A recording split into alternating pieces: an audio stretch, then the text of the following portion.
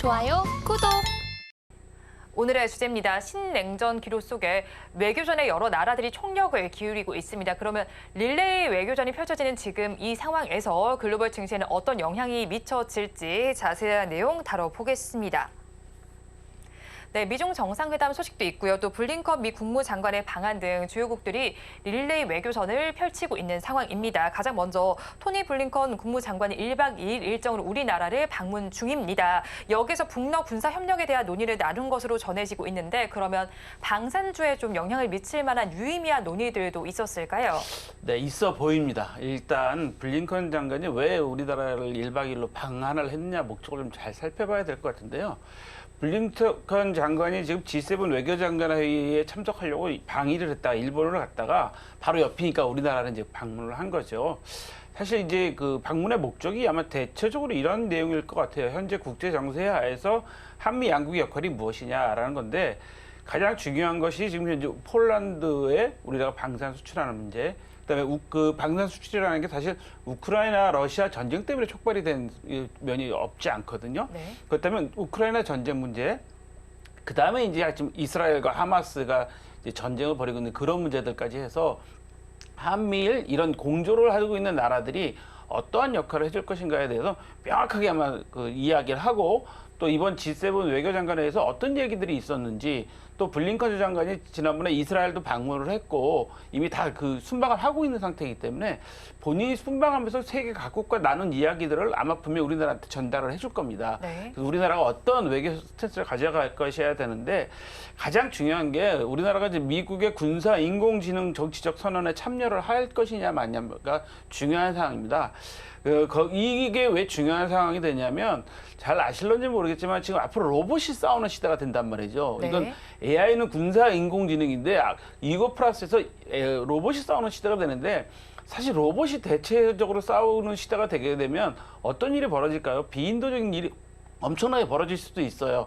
며칠 전에 그 로봇 그 테스트 하다가 네. 그 사고 났다는 뉴스를 아마 보셨을 겁니다. 네. 로봇이 인식을 잘못하면 인사사고도 날 수 있는 거거든요. 근데 만약에 그 전 세계 국가들이 AI나 로봇을 이용해서 전쟁을 만약에 벌이게 된다면 그때 가서는 어떤 일이 어떻게 벌어질지도 모르죠. 뭐 어린아이와 어른을 구분 못할 수도 있죠. 뭐 키나 얼굴 갖고 구분하는 건데 뭐 여러 가지 못할 수도 있는 이런 문제가 있기 때문에 사실 유엔에서는 벌써 로봇이 전쟁을 대행했을 때 벌어지는 인도적인 문제가 무엇이 있느냐를 이미 토론을 몇 년 전부터 시작을 했어요. 상당히 심각하게 받아들이고 있는데 군사 인공지능이니까 우리가 뭐 영화에서 보는 그런 인공지능이 세계를 지배할 수도 있는 그런 상황까지 오게 되기 때문에 이런 것에 관한 이야기들을 좀 할 것이고요. 네. 당장 우리 발등에 불이 떨어질 것은 북한하고 러시아하고 군사 협력해서 북한에서 러시아에다 무기를 줘서 뭐 지금 우크라이나에서 발견되고 있다 뭐 이런 이야기들 나오고 있고 또 하마스가 또 갖고 있는 무기 중에 북한에서 뭐 생산된 뭐 로켓포가 발견이 된다 뭐 이런 이야기들도 나오고 있는 상황입니다. 그렇다면 여러 가지 이런 상황들 다 이야기하면 결국 K방산이 앞으로 우크라이나 전쟁도 현재 어떻게 끝날 것이냐가 좀 중요하잖아요. 우크라이나도 네. 벌써 2년 가까이 지금 가고 있기 때문에 그렇다면 우리나라가 지금 그 세계 각국에서 폴란드처럼 그 위험을 느끼고 있는 나토 국가들, 동맹 국가들한테 어떻게 무기를 공급해 줄 것이냐라까지 이야기가 된다고 하면 당연히 방산과 관련된 것은 논의를 할 수밖에 없었다. 이렇게 이해를 하셔야 될 것 같습니다. 네, 방산 관련 논의가 있었는데 그중에서 AI를 활용한 이제 방산 관련된 논의가 우리나라와 미국 사이에 있을 것 같고 그리고 북한과 러시아도 협력을 하는 만큼 이것에 대한 정보 어떻게 흘러갈지에 대한 이야기도 나눌 것으로 보입니다. 또 폴란드, 우크라이나에 대해서 군수 협력에 관한 논의도 있을 것으로 보이는데 어떤 이야기가 오갈지 계속해서 지켜보시면 될 것 같고요. 또 미중 양국이 다음 주에 정상회담 개최에 합의를 했습니다. 약 1년 만에 다시 만나는 거잖아요. 그런데 그 사이에 살펴보면 사실 미중 갈등 심화됐던 요인들도 있었어요. 중국에서 뭐 정찰 풍선 이야기도 있었고 미국은 반도체 규제를 계속하고 있기 때문에 사실 뭐 분위기가 그렇게 좋다라고 볼 수는 없을 것 같아요. 그런데 이 자리에서 어떤 이야기 가장 먼저 오고 갈까요? 일단 보호무역에 대한 이야기부터 먼저 서로 간에 하겠지요. 예를 들어서 미국은 현재 그 반도체 수출을 제한하고 있는 상태고 반대로 이제 중국에서는 미국에다가 원재료, 원자재 수출을 좀 제한하고 있는 상태이기 때문에 분명히 보호무역에 대한 이야기가 나올 것이고요. 인도태평양의 영내 안정화 문제도 분명히 이야기를 할 것 같습니다. 대만 해협을 지금 보면 미국 비행기가 공역이죠. 공역상을 날아가고 있는데 뭐 중국 비행기가 와서 위협했다든가 아니면 공해상을 지나가는 그 군함에 또 위험 침범을 한다든가 지금 그런 일들이 비일비재하게 벌어지고 있기 때문에 이런 문제에 대한 이야기를 할 것이고요. 그다음에 러시아하고 우크라이나 전쟁, 이스라엘과 팔레스타인, 하마스 전쟁에 대해서도 어떻게 빨리 끝낼 것이냐 이야기할 텐데 저는 미국은 이런 걸 요구할 것 같아요. 중국이 너희 G2라며 그러면 너희들이 국제적 역할을 좀 해야 될 거 아니냐. 전쟁하지 말라고 해야 될 것이고 전쟁 무기 공급하지 말아야 될 거 아니냐. 일단은 그런 선언부터 좀 필요한 거 아니냐라고 이제 할 것 같은데 중국은 또 그러지도 않을 것 같아요. 미국이 너희들이 뒤에서 다 그 제국주의를 앞잡이한 거 아니냐라고 할 수 있는데 제일 중요한 것은 이제 반도체 이야기도 할 것이고요. 그다음에 원자재 얘기는 당연히 할 수밖에 없는 상황이고, 그다음에 군사적 충돌이 이제 현재 그 남중국해에서 심상치가 않게 지금 일어나고 있기 때문에 이것을 어떻게 좀 조심해야 될 것이냐라고 할 것이고요. 미국은 분명히 인권 문제도 이야기할 겁니다. 제가 한 몇 달 전부터 조사를 해봤는데 미국에 있는 기업들은 어떤 기업들의 그 수입을 막냐면 예를 들어서 그 신장 위구르 지역에서 뭐 인권 탄압을 하는 공장에서 생산된 뭐 양모, 원사 이런 것으로 옷을 만드는 회사 거는 우리가 수입하지 않는다. 그 원산지 증명서 돼야 되는 그 정도로 강력하기 때문에 아마 그런 이야기들은 이제 전체적으로 아울러서 하겠지만 가장 중요한 거는 서로 간의 보호무역에 대한 얘기를 할 겁니다. 왜? 양국 다 서로 보호무역을 하게 되면 서로 손해거든요. 네. 결국 서로 손해보는 문제가 있기 때문에 그 문제에 대해서 가장 많이 좀 이야기를 할 것 같습니다. 네, 보호무역에 대한 이야기가 가장 많이 오고 갈 것으로 예상이 되는데요. 이러한 상황 속에서 중국은 정상회담을 앞두고 원자재에 대한 통제를 강화하고 있습니다. 이렇게 정상회담을 앞두고 있는 상황인데 이렇게 자원 무기화 카드를 꺼낸 속내가 좀 궁금하거든요. 이렇게 되면서 사실 히토류 관련주들도 상승세를 보였는데 중국의 속내는 어떤 건가요? 자, 중국뿐만 아니라 모든 나라가 그렇죠. 어떤 협상을 하기 전에 우선적인 그 무기를 좀 자기들의 우위를 좀 가져야 되기 때문에 본인들이 힘을 가시하기 위해서도 이런 히토류나 원자재 자원을 갖다가 우리가 수출을 할 수 없다. 이것을 이 무기화가 되고 있다는 걸 좀 보여주고 싶을 겁니다. 그 다음에 이제 지금 말씀하신 것처럼 원자재 중에서도 지금 원유, 철광석, 동정광, 탄산, 칼륨, 비료 이런 정보들을 전부 정부 당국에다 신고를 하라고 중국이 지금 하고 있는 상태예요. 여기서 동정광이 뭐냐면 이게 철광석이 이제 여러 가지 원석이 붙어 있어갖고 동이 좀 많이 있는 그런 원소랍니다. 그래서 저희들이 사실 그 세계 그 경제를 좀 앞서서 볼 때는 구리 시세. 이 동이 네. 구리잖아요. 구리 시세가 선물 시세가 어떻게 움직이냐에 따라 세계 경제를 좀 파악하기도 하는데 중요한 것들이죠. 그 다음에 이제 히토류 수출업자들한테 이제 수출 정보 전부 다 제출하라고 하고 있고요. 이미 갈륨이나 게르마늄, 흑연은 수출을 통제하고 있어요. 이런 상태로 되다 보니까 결국은 중국은 이런 거죠. 야, 우리가 많은 자원을 갖고 있다. 결국 이런 자원이 무기화가 될 수 있다. 그래서 미국과의 협상의 자리에서도 미국이 현재 중국에 대한 반도체 통제를 하고 있는데 다만 이제 이번에 그 블링컨 장관도 오지만 우리나라 그 삼성이나 SK 반도체가 중국 공장에서 쓰는 뭐 여러 가지 그 미국산 반도체나 아니면 그 제조 장비에 대해서 일단 미국에서 좀 풀어줬잖아요.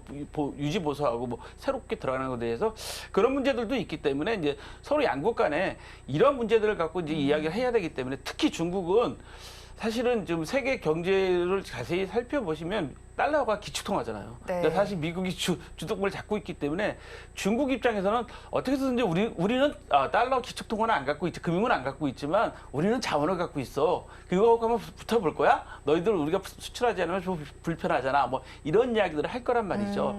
이게 그래서 지금 중국이 점점 좀 통제를 강화하고 있는 거죠.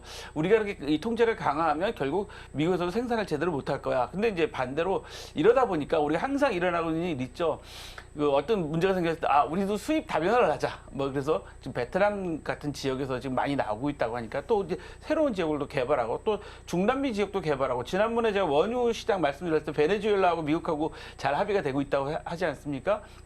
그렇다면 이런 또 다른 시장들을 계속 개척하고 만들고 있기 때문에 아마 중국과 그 미국 정상이 만나게 되면 이 중국하고 팽팽한 기싸움을 아마 하게 될 겁니다.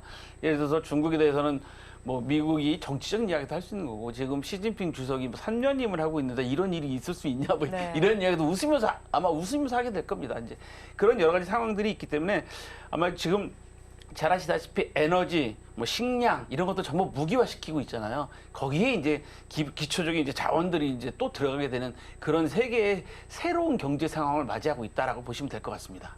네, 여러 가지 이해관계와 관련된 이야기를 하기 전에 중국이 자신들의 힘을 과시하기 위한 행보로 이렇게 자원 무기화 카드를 꺼내든 것으로 보입니다. 그런데 앞서서 미국 국무장관이 중국을 방문했었던 6월에도 사실 대중 소비주들이 강세를 보이기도 했습니다. 그럼 이번 회담 속에서 좀 수혜를 받은 섹터는 어디라고 볼 수가 있을까요? 저는 대중 소비주보다는 사실 중국도 좀 아시다시피 경제가 어려워서 내수가 좀 어려워서 사실 우리가 단체 공급을 풀어놨는데도 생각보다 많이 지금 오고 있지 않다라는 이야기들 많이 하고 네. 계시잖아요.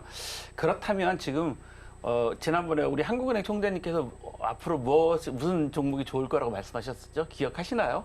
반도체 네. 좋아질 것 같다 그랬잖아요. 결국 반도체 규제 완화는 서로 간에 하게 될 겁니다. 왜냐하면 미국도 좀 원자재가 필요한 상황이고 당장에는 그다음에 중국도 반도체를 좀 더 활성화시켜야 될 부분들이 필요한 것이고 하기 때문에 아마 반도체 규제 완화 가능성이 높아 보여요.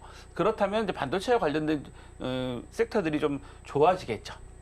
수혜를 받는 섹터가 되겠는데 그 반도체라고 하면 그냥 단순하게 제조뿐만 아니라 검사 장비 여러 가지 부분들이 있으니까 그와 관련된 반도체와 관련된 섹터들을 한번 자세하게 좀 보셔야 될 것 같고요. 두 번째 중요한 것은요. 기후 협력 관계일 것 같아요. 네. 지금 그 전 세계적으로 기후 이상이 전부 다 화재잖아요. 지금 뭐 중국도 갑자기 그 11월 초에까지만 해도 지난주까지만 해도 갑자기 여름 날씨처럼 했다가 네. 갑자기 추워지고 있고 우리나라도 지금 그런 현상을 다 보이고 전 세계적으로 다 보이고 있기 때문에 아마 기후 협력에 대해서는 아마 양국이 같이 협력을 할 것으로 보입니다. 그렇다면 그다음에 우리 생각나시죠? ESG 경영 많이 네. 생각나시죠? 그래서 ESG 중에 이제 기후 협력, 자원, 환경과 관련된 섹터들도 좀 관심사가 될 것은 확실해 보입니다. 왜냐하면 중국이 세계 공장이 많잖아요. 네. 중국의 공장이 많기 때문에 특히 중국이 화석 연료로 쓰는 공장이 많단 말이죠. 그러다 보니까 중국한테 이제 기후 변화에 대한 것들을 분명히 이야기를 할 겁니다. 근데 그건 중국도 뭐 피해갈 수 없는 상황이 지금 워낙 기후변화를 본인들도 이제 겪고 있기 때문에 네. 좀 어마무시한 일이기 때문에 어쩔 수밖에 없는 상황인 것 같고요. 그래서 이제 이렇게 생각을 하다 보면 결국은 이제 반도체와 기후변화와 관련된 환경 관련 섹터, 이 두 섹터는 아마 이번에 그 정상회담에 끝나고 나도 계속적으로 이야기가 회자될 섹터이기 때문에 반도체 섹터와 환경 섹터를 좀 자세히 좀 보시면 준비를 해보시면 좋겠다라는 생각을 제가 말씀드리는데 제가 여기서 늘 말씀드리면서 걱정스러운 게 뭐냐면 너무 포괄적으로 넓잖아요. 네. 근데 그 많은 분들은 야, 뭘 하나 팍 찍어줘. 뭐 이렇게 많은 전문가님들한테 많이들 요구하시는 것 같은데 그런 거보다는 이 기회에 투자하시는 분들이 반도체? 그럼 반도체는 직접 반도체 제조하는 있고 반도체 설계하는 회사가 있고 반도체 검사 장비하는 회사가 있고 뭐 여러 가지 회사들이 있잖아요. 네. 그런 회사들이 어디가 있는지를 한번 이렇게 정리해 놓고 보시고 본인의 체력에 맞는 회사나 본인이 관심사가 있는 부분들 예를 들어서 장비 관심사 뭐 이런 것들을 보신다든가 이제 환경과 관련된 것도 환경은 뭐 재생에너지도 있을 수 있잖아요. 뭐 태양광이라든지 풍력이라든지 그런 것도 있을 수 있고 그다음에 이제 환경 대기 오염을 줄일 수 있는 그런 장비들을 생산하는 회사도 있을 수 있으니까 그런 섹터별로 이렇게 구분을 하셔가지고 본인의 체력에 맞게 제가 늘 말씀드린 것처럼 체력에 맞게 운동을 해야 된다고 그러지 않습니까? 네. 그러니까 체력에 맞게 투자를 하셔야 본인의 경제적 체력에 맞게 투자하셔야 되니까 그런 부분들에 또 관심 있는 분야를 보셔야죠. 관심 없거나 모르는 분야에 대해서 보시면 솔직히 그 관심도 확 떨어집니다. 이게 네. 그 떨어지고 집중도가 떨어지기 때문에 저는 그런 분야로 좀 관심 있게 보시면 좋을 것 같습니다. 네, 미중 정상회담 사이에서 반도체도 환경과 관련된 섹터에 주목을 해보시면 좋겠습니다. 한편 윤석열 대통령은 오는 20일부터 영국을 국빈 방문할 예정입니다. 한영 비즈니스 포럼과 한영 최고 과학자 과학기술 미래 포럼 등이 예정이 되어 있고요. 또 무엇보다도 한영 자유무역협정이 업그레이드 될 것으로 보입니다. 그러면 윤석열 대통령의 국빈 방문 동안에 투자자분들은 어떤 관전 포인트를 가져가야 할까요? 자, 이번에 윤석열 대통령이 영국을 순방할 예정을 하고 영국 찰스 3세 황태자가 아니죠. 이제 국왕이 되셨죠. 그분이 어딜 가셨죠? 국왕에 의해서 연설도 킹스 스피치라고 하면서 연설도 네. 하시면서 뭐 한국 대통령 오는 거에서 우리가 기대가 크다라고 말씀하시고 그 다음 날은 또 한인타운에 가셨어요. 한인타운에 가서 실제 김치 보고 이거 먹으면 매운 거 아니에요? 뭐 이런 얘기까지 하셨단 말이에요. 관심을 많이 보였단 말이죠. 영국은 아시다시피 EU에서 탈퇴를 했습니다. EU에서 탈퇴를 했는데 영국 순방의 목적이 뭘까요? 일단 지금 말씀하신 것처럼 일단 FTA를 좀 보완을 해야 될 필요성이 늘어난 거죠. 왜냐하면 영국 세계 6위 정도의 경제력을 갖고 있는 나라인데 보완을 해야 되는 게 세계 경제 상황이 바뀌었고요. 그다음에 우리가 코로나를 겪으면서 경제가 완전히 재편성되는 모습을 많이 네. 보였단 말이죠. 그래서 우리나라 용산에서도 지금 대통령실에서 발표를 하면서 신시장 확보, 그다음에 공급망 개선, 그다음에 무탄소 에너지 연다라는 거 말을 했어요. 그럼 네. 지금 제가 말씀드린 거 보면 FTA를 개편하면서 새로운 시장을 또 하는데 영국은 또 뭐죠? 영연방 국가들하고 다 연결이 돼 있잖아요. 네. 그렇기 때문에 일단 그런 신시장 확보고요. 그다음에 공급망은 지금 영국도 이번에 코로나로 인해서 공급의 차질을 많이 빚게 되면서 결국 이것을 좀 다변화시켜야 되겠다고 생각하고 있으니까 거기에 우리가 또 파트너가 될 수 있고 지금 제가 말씀드린 무탄소 에너지 연대는요.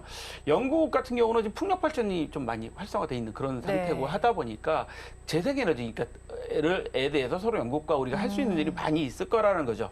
거기다 이제 또 엑스포 좀 있으면 엑스포 투표를 하는 시기가 되니까 네. 엑스포와도 관련이 있을 수 있고요.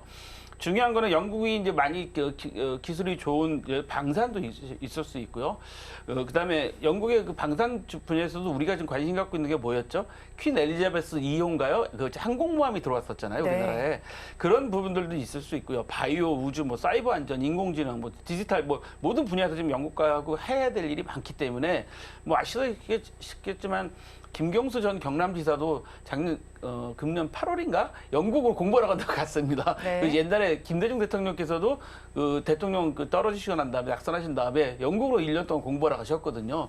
결국 그렇다면 영국에 가서 우리가 좀 할 일이 좀 많이 있다는 것을 우리가 보여주고 있고 영국에 가면 전 세계를 다시 한번 외교적으로나 네. 이런 경제를 다시 볼 수 있는 기회가 될 것 같고요.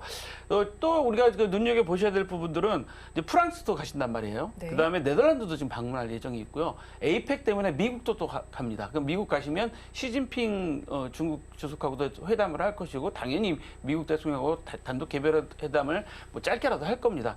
자, 이런 여러 가지 일정을 다 놓고 보면 자, 이제 우리가 이제 그림이 딱 나오는 게 지금 아까 제가 지금 반도체하고 기후 관련, 에너지 관련 네. 말씀드렸잖아요. 결국 우리나라도 지금 아까 말씀드린 것처럼 새로운 시장을 좀 확보해야 될 것이고, 그 다음에 공급망도 재편되고 있으니까 다른 나라들과 공급망에 대한 이야기도 할 것이고, 그 다음에 무탄소 에너지 연대니까 결국 환경과 관련된 일을 해야 되는데 네. 프랑스, 네덜란드, 영국 을 다 가신단 말이에요. 근데 그날 바로 연결돼서 가는 게 아니라 일정이 안 맞아갖고 왔다가 다시 가고 왔다가 다시 가고 뭐 이런 일정으로 돼 있더라고요.